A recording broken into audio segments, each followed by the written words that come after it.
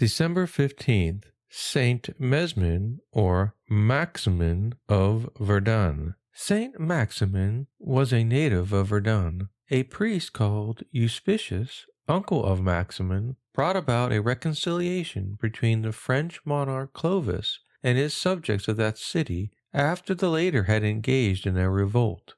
Clovis, appreciating the virtues of the good priest, persuaded Euspicius to take up his residence at the court of Orleans, and the servant of God took Saint Maximin, his nephew, with him. Maximin was ordained a deacon by the bishop and then a priest. A site about 2 leagues from the city was given by Clovis to Euspicius for a monastery. He, with Maximin and several disciples, built there a large monastery, of which he then took charge. His young assistant knew well how to attract many young men of admirable piety and fervor to the religious state. At the death of the abbot 2 years later, the young priest was appointed to replace him. Solitaries left their cells to come and place themselves under his direction, and soon the gift of miracles was bestowed upon the abbot. To help the afflicted people during a famine, he multiplied wine and grain. He delivered a possessed man and cured 2 blind men,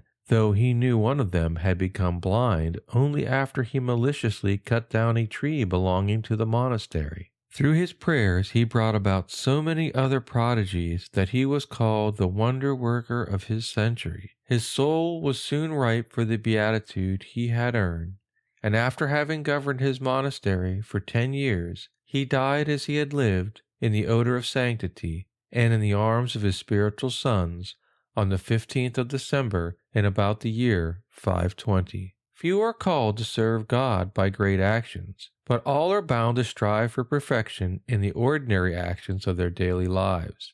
This is the will of God, that you be saints.